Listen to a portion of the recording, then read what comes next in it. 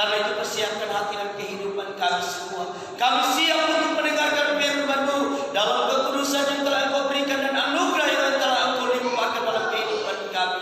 Kami akan terima dalam pengurapan-Mu di dalam nama Tuhan Yesus Kristus, Tuhan dan Juru Selamat kami yang hidup. Haleluya. Amin. Haleluya. Kenapa kita harus pakai masker? Firman Allah tidak pernah melarang kita menggunakan masker. Kenapa kita harus duduk jarak-jarak? Firman Allah tidak pernah melarang kita untuk jaga jarak di dalam kita duduk bersama-sama. Selama itu tidak bertentangan dengan kebenaran firman Tuhan, kalau dihimbaukan kepada kita untuk mewujudkan iman kita di hadapan Tuhan, maka kita lakukan. Tetapi masing-masing kita, saudara, ada di dalam hati kita iman kita itu. Kita tidak bisa saling menilai satu dengan yang lain. Kita tidak bisa saling mempersalahkan satu dengan yang lain. Kita sudah dengarkan firman Allah kemarin malam bahwa saling mempersalahkan itulah awal kejatuhan kita. Saling mempersalahkan itulah pertama-tama kejahatan yang terjadi di Taman Eden oleh Adam, oleh Hawa, dan oleh Tuhan. Mereka hidup saling mempersalahkan. Akhirnya Tuhan menghukum mereka. Mereka tidak datang untuk menyesal, untuk meminta ampun di hadapan Tuhan, untuk menyesal dari setiap kekurangan dan kelemahan. Itulah sebabnya, saudara bersemangat, kalau kita ada di tempat ini, yang mungkin saya belum sempat sampaikan kepada kita, saudara, sebenarnya apa kita punya masker sebagai orang yang percaya kepada Tuhan? Kita punya masker, itulah keselamatan. Kalau berbicara, saudara, masker itu adalah topeng yang melindungi wajah. Ya, kalau sekarang kita pakai masker cuma menutupi hidung, mulut. Tetapi masker yang sebenarnya itu adalah pelindung wajah. Pelindung wajah itu kalau yang disebut dalam kebenaran firman Tuhan, bukan hanya wajah yang dia lindungi, tetapi seluruh kepala kita bulat dilindungi oleh Tuhan. Itulah keselamatan, ketopong yang engkau pakai untuk melindungi hidupmu dari segala apapun. Keselamatan itu dalam mati. Kalau kita percaya bahwa kita menerima keselamatan, itulah yang memenangkan kehidupan kita. Karena itu pada hari ini, saudara, sekalipun beberapa waktu yang lalu saya sudah janji, tetapi tadi malam saya mendapat kewahyuan daripada Tuhan. Ketika kami sementara berdoa bersama, yang sudah menghabis doa, akhirnya saya naik di kamar saya melakukan penyembahan di hadapan Tuhan. Saya menangis di hadapan Tuhan bahwa kita semua yang ada di tempat ini, saudara, kita bisa disebut laki-laki, kita juga bisa disebut sebagai perempuan. Bukan banci, saudara tidak disebut banci, karena banci itu tidak akan masuk dalam kerajaan surga. Tetapi saudara bisa saya sebut sebagai laki-laki, sebagai manusia, sebagai Adam. Tetapi saudara bisa juga saya sebut sebagai Hawa atau perempuan. Karena itu kita akan buka kitab kita di dalam 1 Timotius pasal yang kedua, ayatnya yang ke-15 bagian A. 1 Timotius pasalnya yang kedua, ayat yang ke-15 bagian A sampai di tanda koma. Karena itu saya jemput kita semua bangkit berdiri dan kita akan baca secara bersama-sama dalam hitungan yang ketiga sampai di tanda koma. Firman Tuhan berkata seperti ini, 1, 2, 3. Tetapi perempuan akan diselamatkan karena melahirkan anak. Haleluya, beri kemuliaan bagi Tuhan. Silakan. Tetapi perempuan akan diselamatkan karena melahirkan anak. Nah, kita bertanya-tanya, saudara, lalu bagaimana perempuan yang mandul?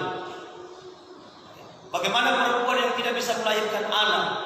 Padahal mereka setia kepada Tuhan. Kan ada banyak orang Kristen, orang yang percaya kepada Tuhan tidak bisa hamil, tidak bisa melahirkan. Kenapa?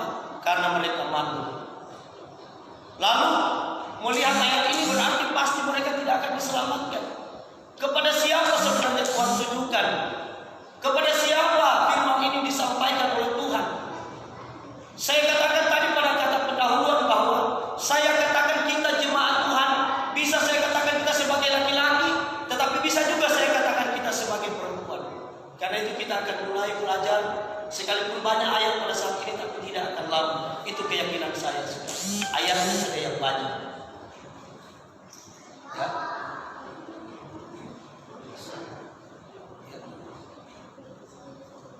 Ya, karena itu kita akan buka 1 Korintus pasal 11 ayat yang ke-8. 1 Korintus pasal 11 ayat yang ke-8.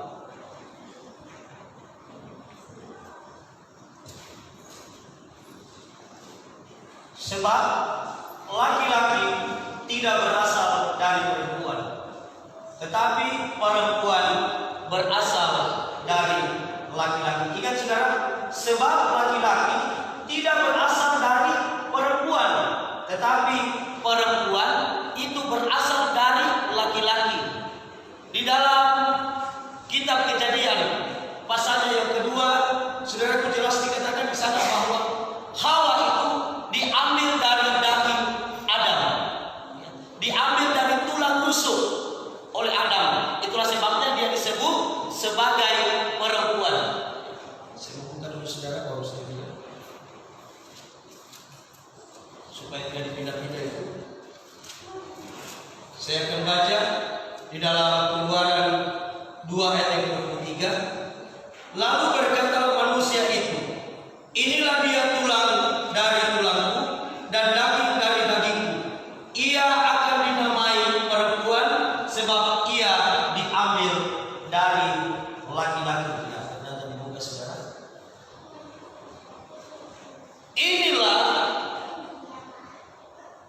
Inilah dia tulangku dari tulangku dan daging dari dagingku. Ya, kita mungkin mengatakan saudara bahwa hanya tulang rusuk, tetapi juga daging. Kenapa sampai saya katakan tadi bahwa kita bisa disebut sebagai laki-laki, kita bisa disebut sebagai perempuan? Kita baca ayat yang ke-9, 1 Korintus 11 ayat yang ke-9. Dan laki-laki tidak diciptakan karena perempuan, tetapi perempuan diciptakan karena laki-laki. Ayat 10. Sebab itu perempuan harus memakai tanda wibawa di kepalanya oleh karena para malaikat. Ayat 11. Namun demikian dalam Tuhan tidak ada perempuan tanpa laki-laki. Tidak ada laki-laki tanpa perempuan.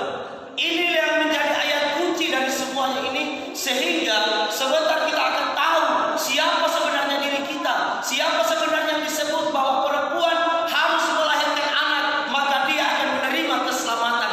Sebab perempuan kalau tidak melahirkan anak, maka pasti dia tidak akan diselamatkan oleh Allah. Tetapi anak yang seperti apa yang harus kita lahirkan? Kita pikirkan dan kita renungkan saudara. Di dalam Ulangan pasal 6 ayat yang ke-4, di sana jelas dikatakan bahwa Allah itu Esa. Coba kita buka Ulangan 6 ayat yang ke-4.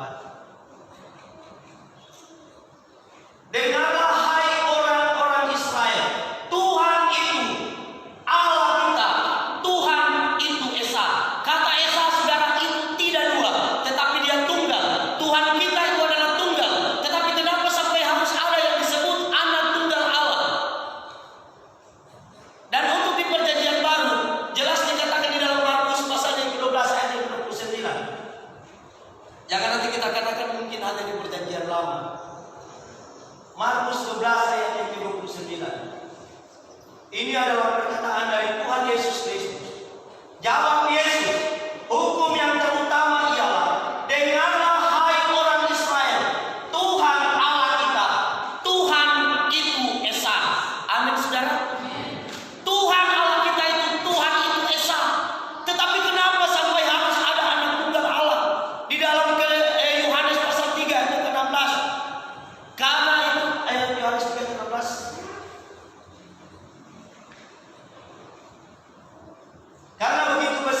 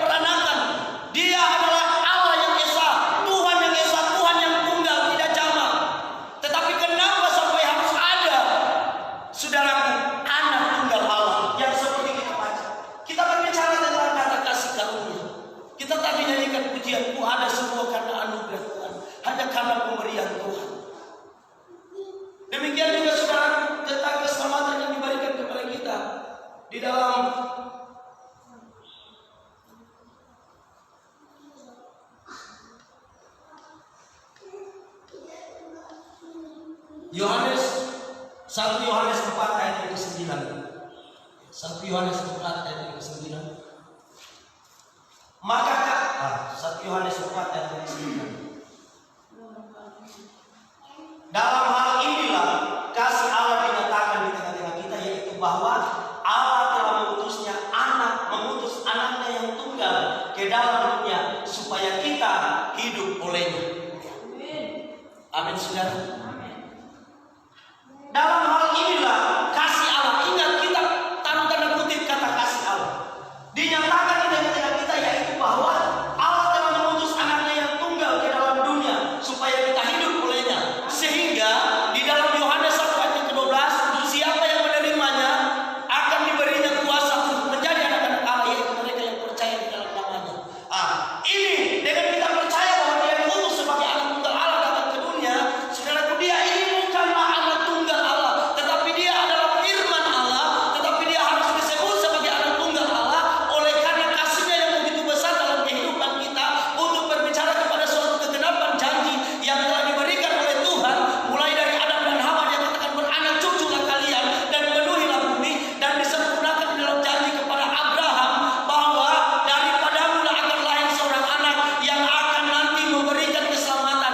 Olehmu semua bangsa di bumi akan menjadi berkat, dikatakan oleh firman Tuhan.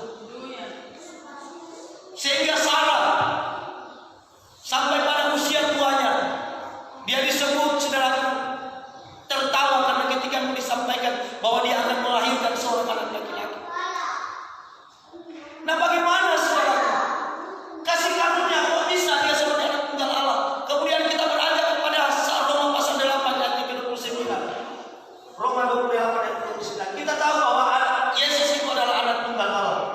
Tetapi apa yang dikatakan di dalam Roma pasalnya yang ke-8 ayat 29? Ya, Roma 8 ayat 29. Sebab semua orang yang dipilihnya dari semula, mereka juga ditentukannya dari semula untuk menjadi serupa dengan gambaran anaknya, supaya ia, anaknya itu, menjadi yang sulung.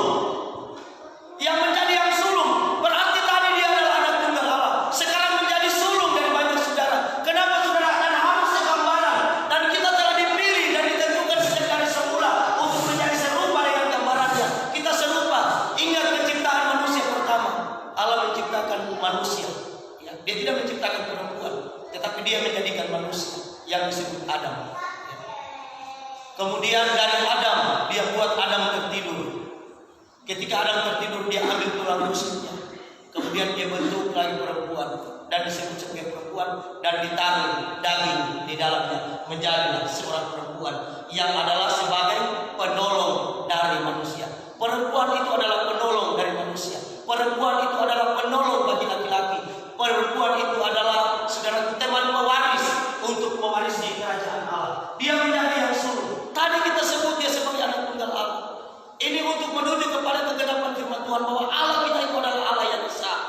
Kita tidak boleh katakan bahwa Allah kita itu tiga, tetapi Dia Tritunggal di dalam tiga, di dalam satu, yaitu Bapa, Firman, dan Roh. Firman itu adalah firman yang menjadi daging di dalam tubuh Yesus. Kemudian Roh itu adalah yang disebut Kristus atau Mesias yang memberikan kabar kesukaan kepada kita.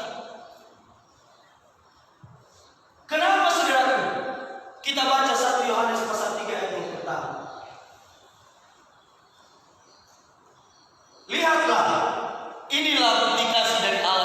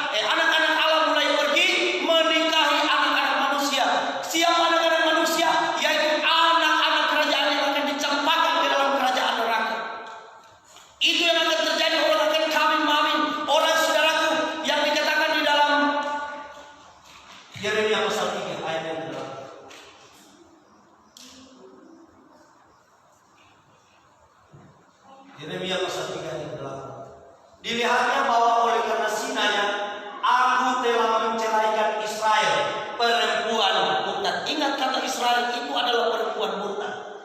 Perempuan murtad itu dan memberikan kepadanya surat cerai. Namun Yehuda, saudaranya perempuan yang tidak setia itu, tidak takut melainkan ia pun juga pergi bersunat. Ya. Seringkali kan agama-agama lain mempersalahkan kita punya kitab. Karena apa? Hosea, dalam Hosea pasal 1 ayat yang ketiga, dia disuruh untuk pergi bersunat. Tetapi ingat, di dalam Urupiah, di dalam tulisan bahwa keluarga Hosea sebagai kembaran Israel yang tidak setia. Nah ini, saudara, Israel disebut perempuan, Yakub disebut perempuan, Yakub itu disebut Israel, tetapi dia juga disebut sebagai perempuan.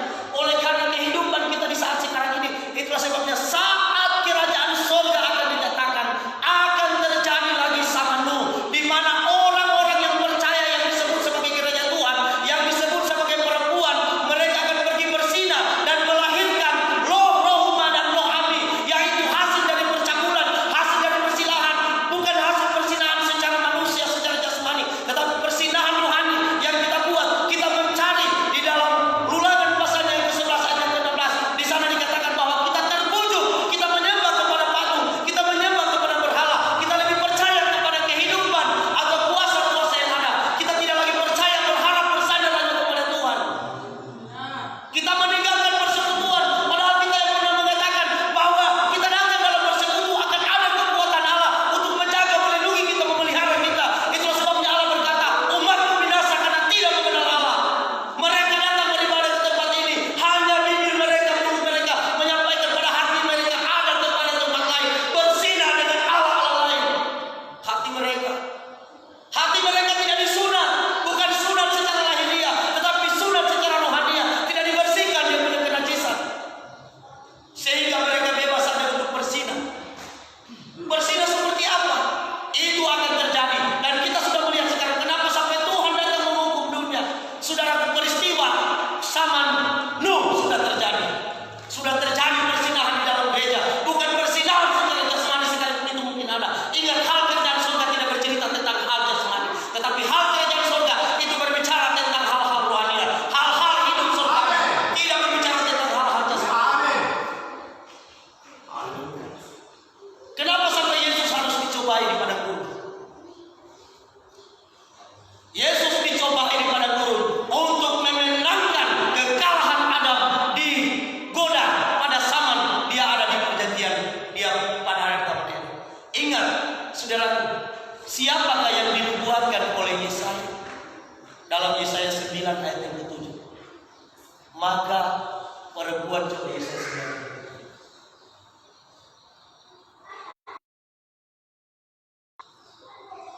9 ayat 7, ayat 6, ayat 7.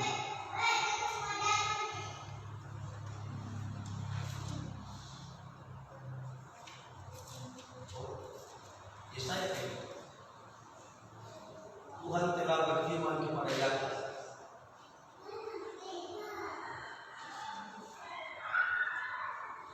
coba 1 Matius 1 ayat 23, yang sama dengan Yesaya yang saya sebut. Sesungguhnya anak darah itu akan mengandung dan melahirkan seorang anak laki-laki, dan mereka akan menamakan dia Immanuel, yang berarti Allah beserta kita.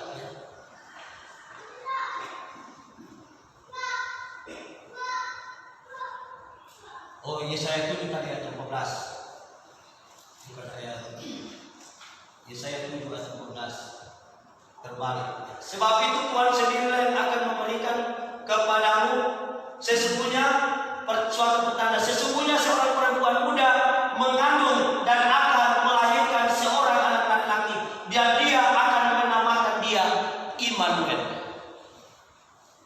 Ya saudara, sekarang kalau di gereja-gereja kita, tetangga kita, ini tidak pernah tidak dibaca setiap ada Natal. Ya, setiap kali ada Natal pasti dibaca. Ya, ini adalah merupakan nubuatan. Tetapi sekarang saya mau bertanya kepada saudara, apakah nubuatan ini mengarah kepada Yesus Kristus? Itu benar, karena dia adalah juga anak laki-laki. Tetapi apakah ini tidak mengarah kepada kita sebagai sebagai gereja Tuhan, saudara. Karena di sana akan disebut sebagai, namanya akan disebut sebagai Immanuel. Siapa itu Immanuel? Allah beserta kita. Bagaimana saudara hidup kita sekarang? Apakah Allah tidak beserta dengan kita? Inilah anak saudara yang harus, yang telah dijanjikan. Sesungguhnya seorang perempuan muda mengandung akan melahirkan seorang anak laki-laki, dan ia akan menamakan dia Immanuel. Ada dua disebut nama di situ. Yang pertama Yesus dalam ayatnya yang di dalam Matius pasalnya yang pertama ayat yang ke-22, dan yang kedua namanya Immanuel. Ya, coba ya. Matius 1 ayat 22. Dari ayat 21. Dari ayat 21. Ia akan melahirkan seorang anak laki-laki, dan engkau akan menamakan dia Yesus, karena dialah yang akan menyelamatkannya dari dosa mereka, menyelamatkan umatnya dari dosa mereka. Hal itu terjadilah supaya genaplah yang difirmankan Tuhan oleh Nabi yang kita baca tadi dari Yesaya. Ayat 61 jelas dikatakan bahwa dia akan melahirkan seorang anak laki-laki dan akan diberikan nama Yesus, yaitu yang akan menyelamatkan umatnya dari dosa mereka. Siapa itu Yesus, saudara? Yaitu firman yang menjadi manusia. Di dalam Yohanes pasal 17 ayat yang ke-12 dikatakan di sana. Kita buka. Yohanes pasal 17 mulai dari ayat 11.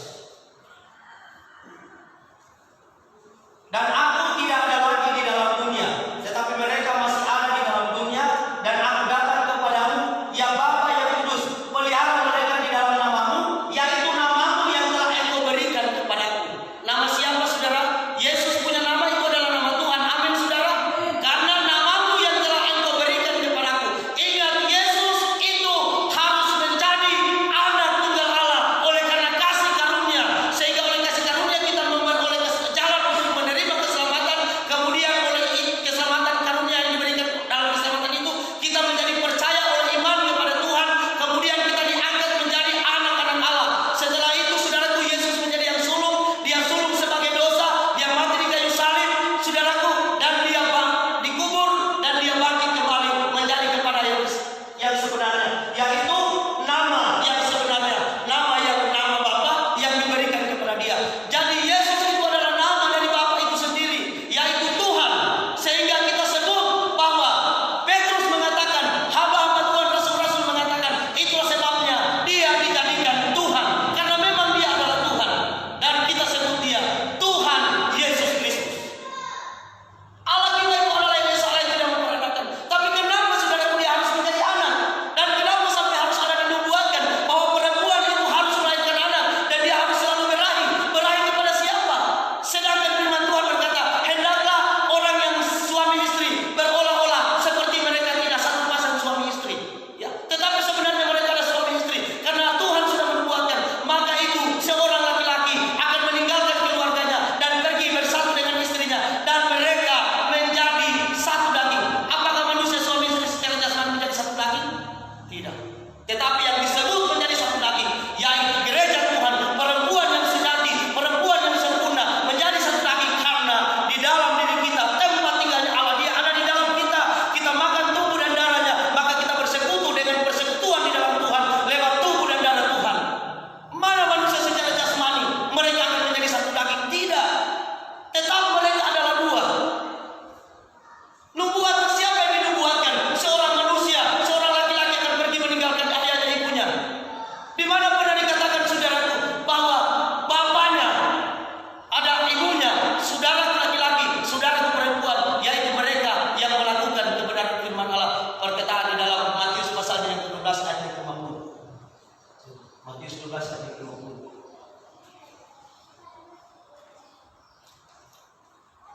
Ayat yang ke-50. Sebab siapapun yang melakukan kehendak Bapakku di surga, dialah saudaraku laki-laki, dialah saudaraku perempuan, dialah ibuku. Ingat, saudara, tidak pernah dikatakan bahwa dialah Bapakku laki-laki, dialah Bapakku, dialah saudaraku laki-laki, dialah saudaraku perempuan, dialah ibuku, dialah Bapakku. Kenapa tidak disebut sebagai Bapa? Sebab di dalam dunia ini hanya dua, yaitu laki-laki dan perempuan yang telah menjadi satu tubuh. Saudaraku, berbicara laki-laki, kita bisa disebut sebagai laki-laki, kita juga bisa disebut sebagai perempuan. Kita kembali kepada pembacaan tadi dalam 1 Korintus 11 ayat Korintus 11 ayat 15. Sebab sama seperti perempuan berasal dari laki-laki, demikian pula laki-laki dilahirkan oleh perempuan, dan segala sesuatu berasal dari Allah. Inilah yang harus kita pikirkan. Kita meminta hikmat seperti yang dikatakan di dalam Yakobus pasal 1 ayat yang ke-6 dan ayat yang ke-7. Kita harus meminta hikmat dari Allah oleh iman kita, supaya kita bisa mengerti dan dibukakan rahasia kebenaran firman Allah, supaya kita tidak menjadi bodoh, supaya kita mengerti kehendak Tuhan. Apa sebenarnya itu kehendak Tuhan yang terjadi dalam kehidupan kita? Dia datang ke dunia, firman yang menjadi manusia dalam Yohanes 1 ayat yang ke-14, firman yang menjadi manusia dan diam di antara kita bersama-sama. 1 Yohanes 1 ayat yang ke-12. Firman itu telah menjadi manusia dan diam di antara kita. Tubuh kita adalah tempatnya firman. Tubuh kita adalah tempat menyembah bait Allah. Tubuh kita adalah tempat tinggalnya Roh Kudus. Maka kita bersekutu dalam persekutuan, sehingga kita selalu melakukan perjamuan, sehingga kita tidak boleh meninggalkan persekutuan. Karena apa? Di dalam persekutuan itu kita akan menerima persekutuan bersama dengan tubuh Kristus. Maka di dalam diri kita berdiam segala keseluruhan kesempurnaan Allah yang telah disimpan secara sejak dari berabad-abad, yaitu rencana keselamatan yang benar, yang sesungguhnya oleh kasih karunia kita diselamatkan, bahwa Yesus datang ke dunia untuk menjadi manusia 100%, sehingga dia disebut firman itu telah menjadi manusia dan diam di antara kita, dan kita inilah yang disebut Allah beserta kita, itulah yang disebut Immanuel. Maka dia akan melahirkan perempuan dan anak darah itu akan melahirkan seorang anak laki-laki, dan dia akan disebut Immanuel, yang artinya Allah beserta kita. Dan inilah kenyataan kuasanya Allah beserta kita, yaitu firman yang tinggal di dalam diri kita. Bahkan dikatakan firman Tuhan itu lebih berharga daripada emas tua, yaitu firman masuk dalam kehidupan kita. Yohanes dikatakan dalam Yohanes 10, makanlah gulungan kitab itu. Begitu juga Yesaya pasal 3, makanlah gulungan kitab itu. Gulungan kitab itu berbicara tentang firman Allah. Perempuan harus melahirkan anak. Bagaimana sudah hukuman daripada perempuan apa? Di dalam Kejadian pasal 3 ayat 16.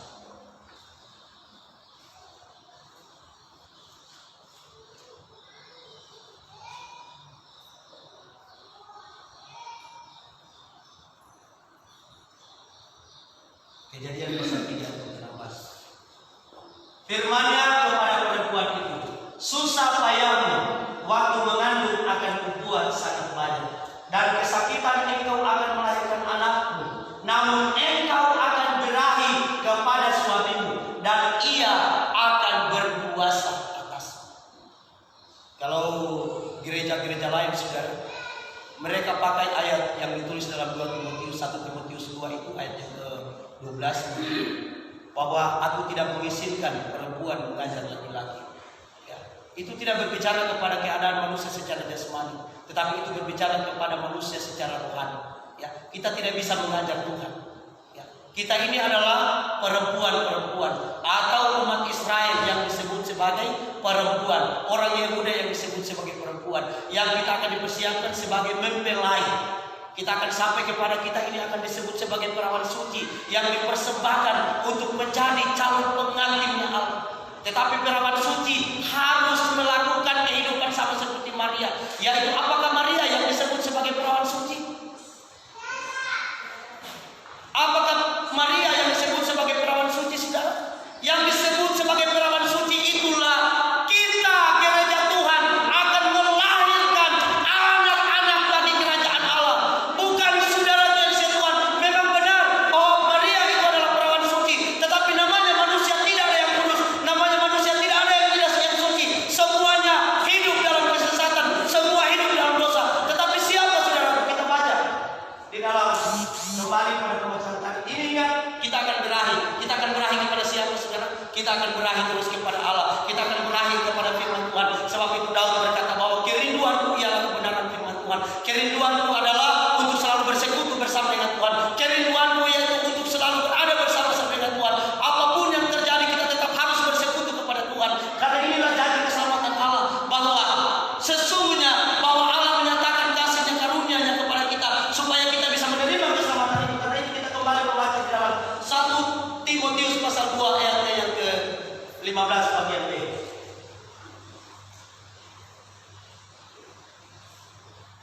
Bagian B, ingat kata asal ia bertekun dalam iman dan kasih dan pengudusan dengan segala kesederhanaan. Ingat, perempuan akan diselamatkan karena melahirkan anak asal ia bertekun dalam iman dan kasih dan pengudusan dengan segala kesederhanaan.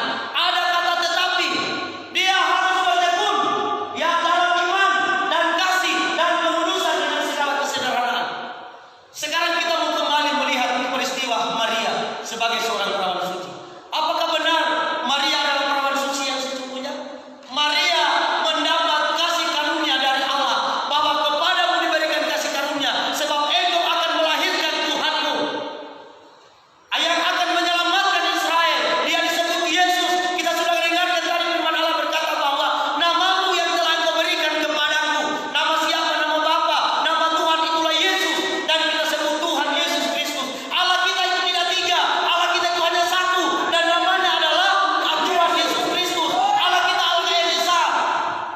Kita tidak punya Allah yang memperanakan dan diperanakan, tetapi oleh karena kasih karunia-Nya, sehingga Dia membuat sebuah rencana pengenapan, sebuah rencana yang memang telah direncanakan sejak sebelum dunia ini dijadikan. Bagaimana bahwa manusia pasti akan tidak taat kepada Tuhan. Itulah sebabnya Dia meminta kepada kita supaya kita taat kepada Dia, taat dalam segala perkara, taat dalam hal apapun, supaya kita menikmati janji yang telah Dia berikan. Ya, bagi kita jemaat Tuhan, jangan kita terlalu terkontaminasi dengan kedatangan yang petugas, itu tugas mereka. Kita berikan kepada Allah yang menjadi hak Allah. Kita berikan kepada pemerintah apa yang menjadi hak pemerintah. Jangan sampai kita berdosa dan Tuhan akan menghukum kita. Kita tahu Bapak Ibu saudara sekalian, bahwa kita harus menjadi perempuan, tetapi kita juga harus menjadi laki-laki. Ya, itu sebabnya saya akan lihat saudara.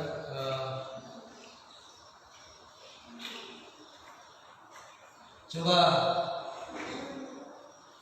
kita lihat dulu dalam 1 Korintus 16 ayat 13.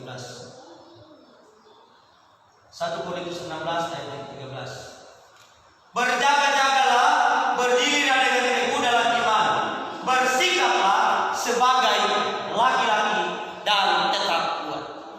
Kenapa firman Allah meminta kita untuk bersifat seperti laki-laki? Sekalipun kita ini perempuan, dan kita semua perempuan, kita semua calon mempelai, kita semua ini adalah calon-calon perawan suci. Apakah kita sudah menjadi perawan suci? Dan perawan suci nanti harus melahirkan anak sebelum kita menikah. Ya, jangan sampai kita tersesat seperti yang disebutkan dalam Hosea. Kita disuruh untuk pergi bersunat, tetapi itu adalah sebagai gambaran, sebagai orang Israel yang tidak setia, yang tidak sejati. Kita hanya akan nanti diterima sebagai mempelai perempuan kalau kita telah melahirkan anak. Kita tidak akan bisa menjadi mempelai sebagaimana kedatangan Yesus pada kali yang kedua. Pada saat Dia sudah mengandung, maka setelah Dia melahirkan, baru Yusuf menikahi Maria untuk menjaga kekudusan daripada anak itu. Yusuf tidak menikahi Maria sebelum dia melahirkan. Nanti setelah dia melahirkan, baru dia menikahi Yusuf. Itu yang akan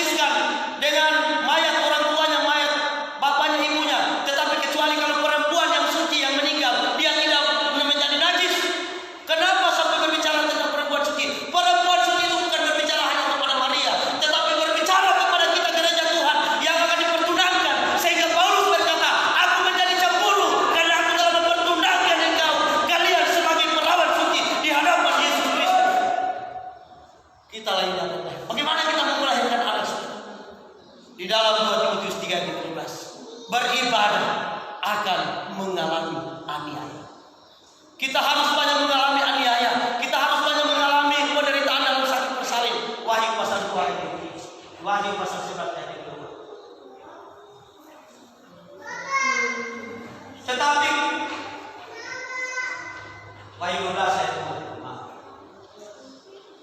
Ia sedang mengandung dan dalam keluhan dan penderitaannya hendak melahirkan. Ia berteriak kesakitan. Nah, siapa itu saudara? Itu adalah gereja Tuhan. Ya. Gereja Tuhan yang melahirkan. Apakah itu dia melahirkan yang anak huruf besar atau anak huruf kecil? Dia melahirkan, kita melahirkan Yesus dalam diri kita untuk memberikan saudara kesaksian bagi semua orang. Siapapun itu kita harus berikan kesaksian. Kita harus melahirkan anak untuk memberikan menjadi saksi dan terang supaya kita bisa melahirkan anak-anak yang banyak. Ya, itulah sebabnya saudara, kenapa kita akan salah paham ketika kita membaca tentang kitab peristiwa. Oh, ini Abraham punya istri 3. Kok ini Yakub punya istri 2. Kemudian hamba-hambanya istrinya lagi dia jadikan lagi, dia punya silir, dia punya kuning. Kemudian kenapa Salomo harus mempunyai banyak istri? Ya, kenapa Daud harus punya beberapa istri? Kenapa raja-raja pada zaman perjanjian lama punya banyak istri? Ya, kenapa sampai Hosea disuruh untuk pergi bersundal kepada perempuan dan dia melahirkan 2 orang anak yang disebut Rohuma dengan Loami, yang Lohuma dengan Loami. Ya. Kenapa sampai harus demikian?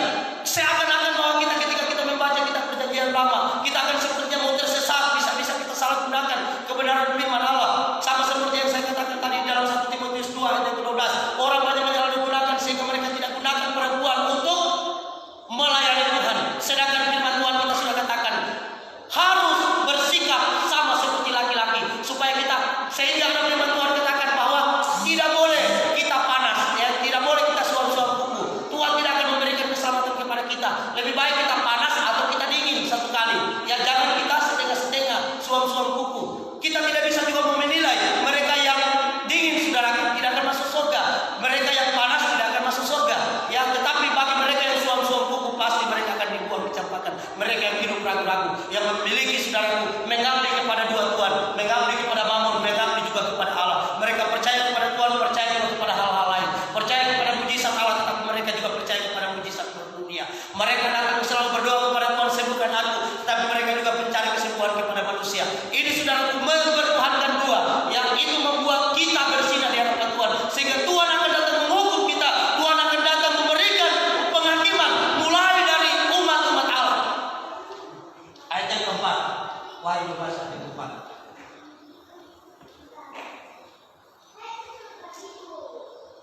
Dan ekornya menyeret sepertiga dari bintang-bintang di langit dan melemparkannya di atas bumi, dan naga itu berdiri di hadapan perempuan yang hendak melahirkan itu untuk menelan anaknya. Segera sesudah perempuan itu melahirkannya. Tadi dikatakan dalam ayat 2 menderita bersalin. Menderita bersalin, sakit bersalin apa saudara? Yaitu kesaksian kita yang mengalahkan dakwaan dari kuasa kegelapan, kuasa iblis. Kita harus banyak mengalami penderitaan, termasuk kita dipersulit untuk beribadah, kita dilarang untuk dalam persekutuan, sementara kita percaya. Bahkan semua orang di dunia takut kepada Tuhan, mengatakan bahwa Tuhan itu sanggup untuk melepaskan umat-umatnya dari segala pencobaan. Itulah sebabnya Yesus datang ke dunia, karena Dia yang akan menyelamatkan umatnya dari dosa. Mengapa kita akan menjadi takut di dalam hal ibadah? Sebab ibadah ini bukan dosa, bukan kesalahan. Tetapi kalau kita memakai masker di dalam gereja, itu bukan dosa di hadapan Tuhan. Maka tidak salah kalau kita gunakan masker. Dan kalau kita duduk berjarak-jarak di dalam gereja, itu bukan dosa di hadapan Tuhan, kecuali kalau ada ayatnya. Tetapi kalau mau beribadah kepada Tuhan, saudara akan lalai untuk datang beribadah. Saudara tidak akan mendapat bagian. Kenapa? Karena di dalam ibadah ini kita saling diingatkan. Kita saling mengingatkan. Saya sebagai pengkhotbah bisa ditegur kalau saya punya ajaran sesat. Kenapa? Karena kita diberikan keberanian, bukan roket ketakutan. 2 Timotius 1 ayat 7. Ini yang diberikan sama kita. Jangan karena kita pikir kita jemaat tidak punya hak untuk menegur hamba Tuhan yang sementara khotbah kalau memang dia tersesat. Sebab Allah memberikan kepada kita bukan roh ketakutan. Haleluya. Melainkan roh yang membangkitkan kekuatan, kasih dan ketertiban. Kita tertib, kita ikuti anjuran pemerintah. Kenapa kita mau takut? Silakan kalian takut kepada manusia. Mana mau pilih? Mau takut kepada manusia atau takut kepada Allah? Tidak yakin ke kalian dengan penjagaan perlindungan Tuhan? Inilah yang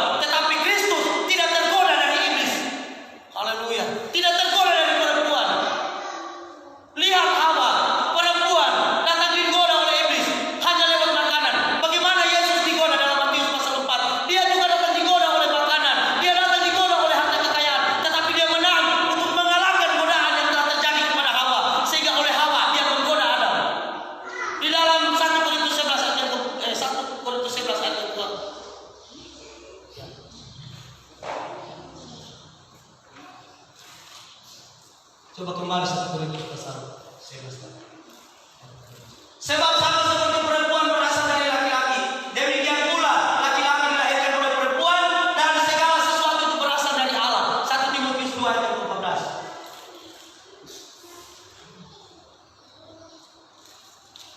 Lagi pula bukan Adam yang tergoda, bukan laki-laki yang tergoda, tetapi pada kenyataannya kalau kita berbicara tentang jasmania, coba lihat siapa yang tergoda.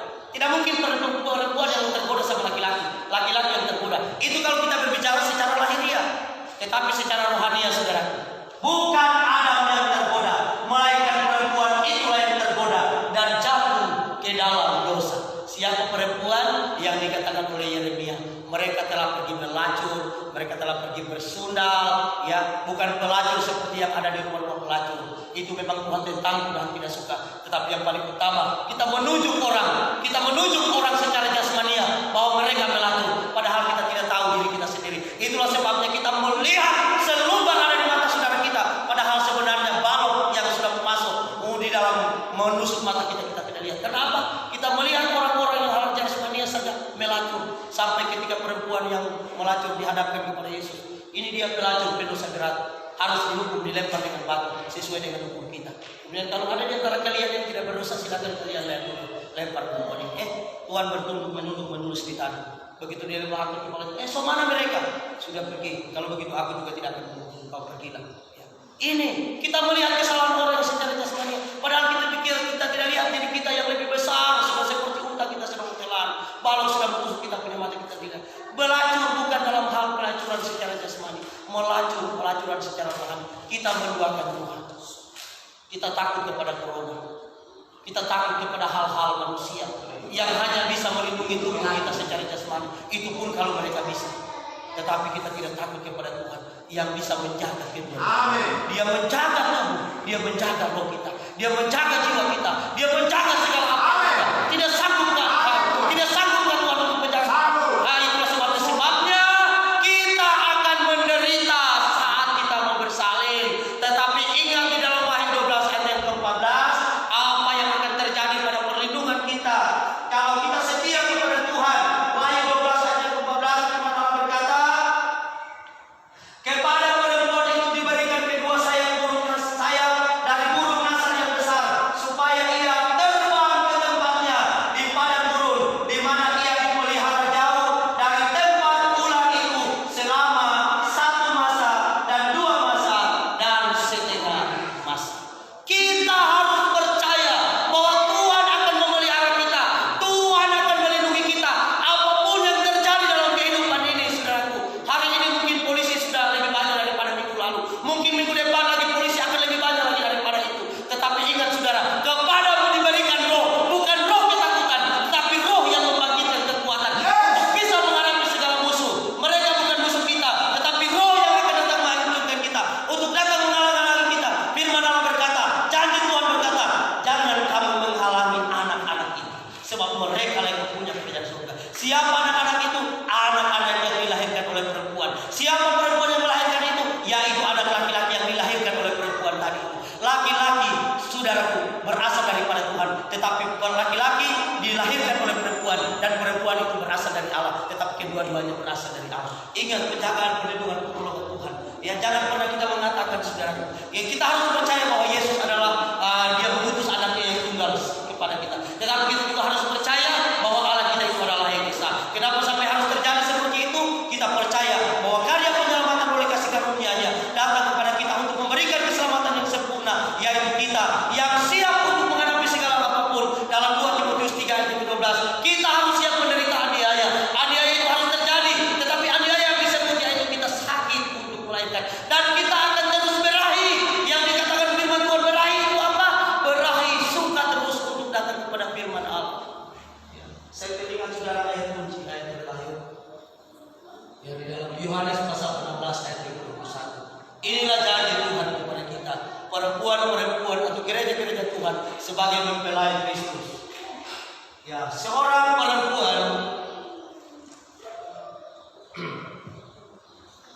perempuan berduka cita pada saat ia melahirkan, tetapi sesudah ia melahirkan anak, ia tidak ingat lagi akan penderitaannya, karena kegembiraannya bahwa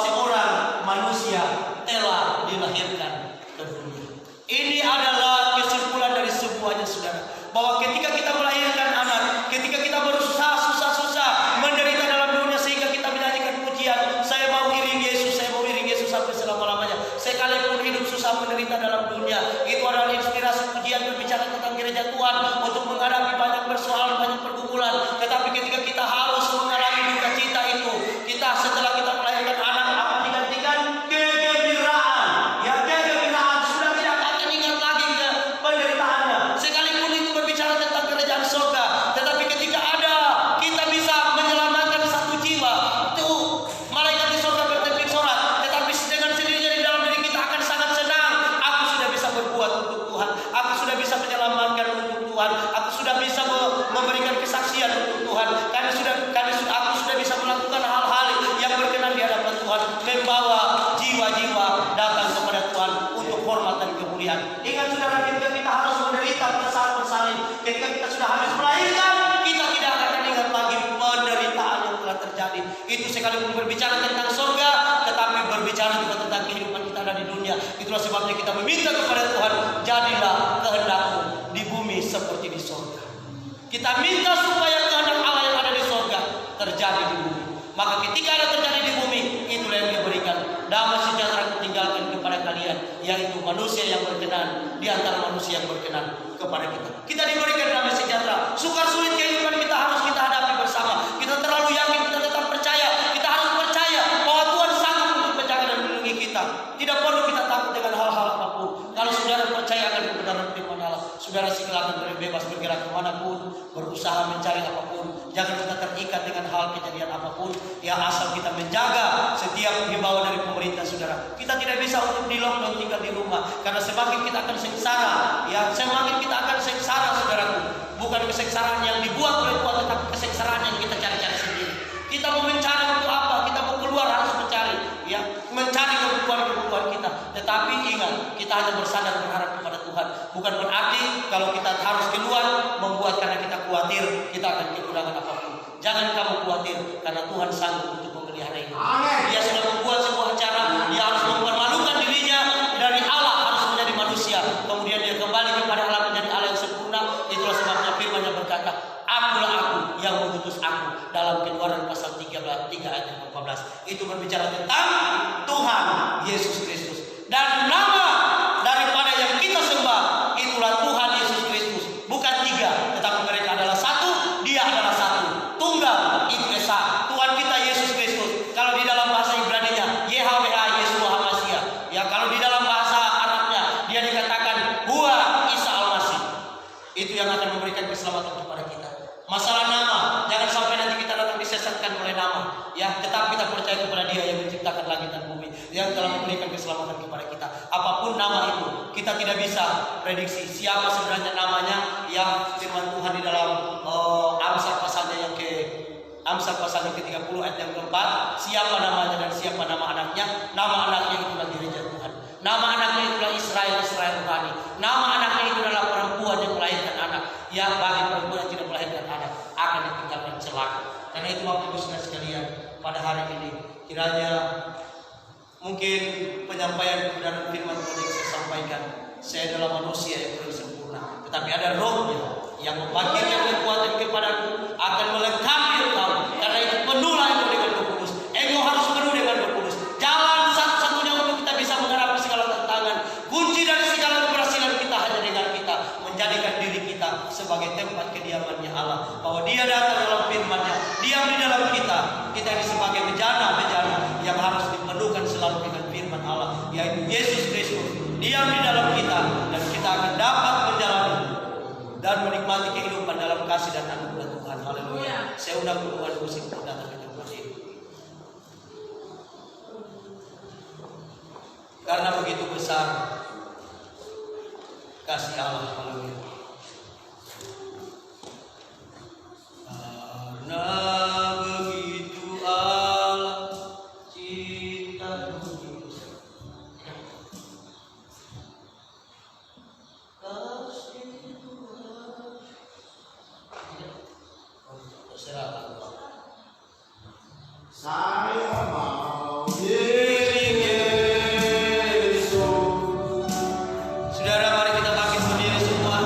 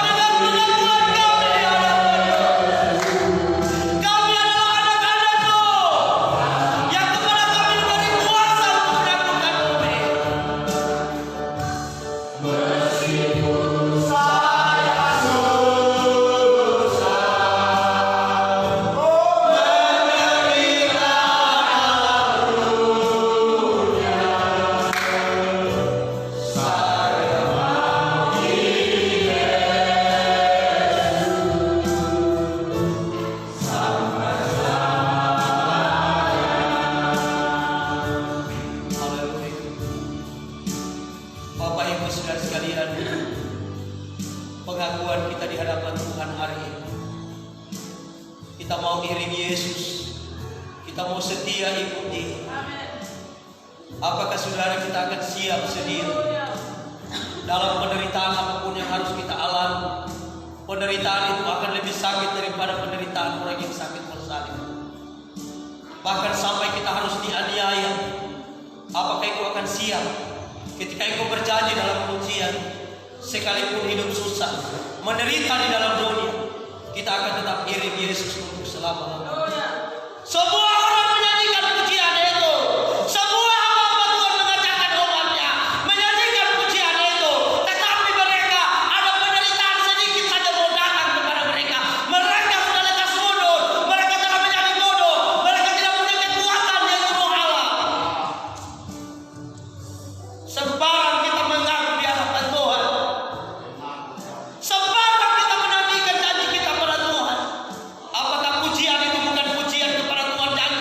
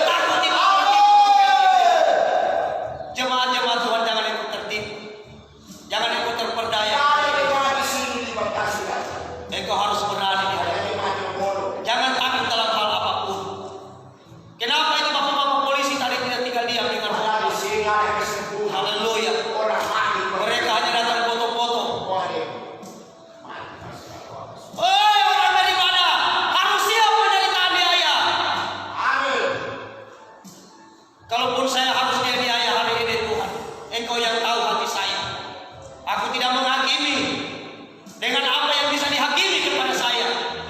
Tetapi aku menyampaikan, memperingati kepada kami semua yang ada, supaya kami tidak akan berubah setia. Orang yang berubah setia kepada Tuhan, mereka akan mendapat malapetaka. Tetapi orang yang setia kepada Tuhan, tidak pernah berubah hatinya, tetap komitmen mau setia, maka dia akan menerima keselamatan dan kesembuhan dari Allah. Haleluya. Saya mau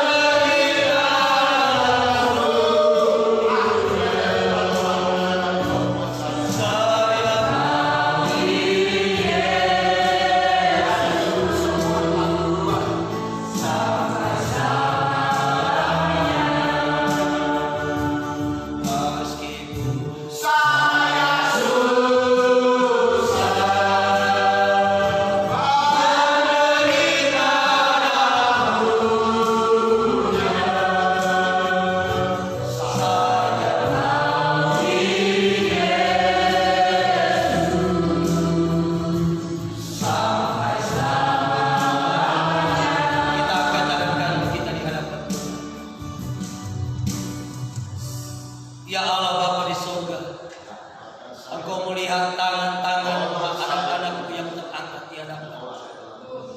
Apapun yang menjadi kebutuhan keperluan mereka dalam hal rohani mereka, Tuhan akan berikan saat ini. Mungkin ada di antara mereka yang belum penuh Roh Kudus, Engkau jamah mereka dengan kuasa Roh Kudus. Mungkin ada di antara mereka yang sakit rohani, yang menjadi takut ketika melihat persoalan. Tuhan tolong pulihkan, angkat rasa takut mereka, sembuhkan penyakit mereka, sembuhkan setiap pergumulan mereka. Tuhan akan lepaskan pergumulan mereka, Tuhan akan berikan kemenangan kepada mereka. Dan paling utama Tuhan, komitmen yang telah mereka sampaikan kepada Tuhan, mereka mau setia kepada Tuhan. Karena itu turunkan kepada mereka berkat damai sejahtera daripada Allah, yaitu Roh Kristus, Roh Kudus akan memenuhi mereka dan memberikan kekuatan kepada mereka, akan mengajarkan mereka untuk melakukan kebenaran Allah dari sekarang ini setia sampai selama-lamanya. Meteraikan firman dalam kehidupan kami bersama, supaya kami akan semakin kuat. Kami tidak akan menjadi orang yang ragu, kami tidak akan menjadi orang yang sombong kukuh, kami tidak akan menjadi banci, tetapi kami akan bersimpan laki-laki. Haleluya. Sekalipun kami perempuan perawan suci yang dipersiapkan dan dipersuntikan dengan mempelai laki, yaitu Kristus Tuhan kami. Haleluya. Segala puji syukur kami persembahkan kepada. Ini doa syukur kami sampaikan kepada. Terimalah kami punya persembahan yang menaikkan kepadamu. Teguhkan kami dengan firman. Kami berdoa dalam nama Tuhan Yesus Kristus, Tuhan dan Juru Selamat kami. Haleluya. Amin.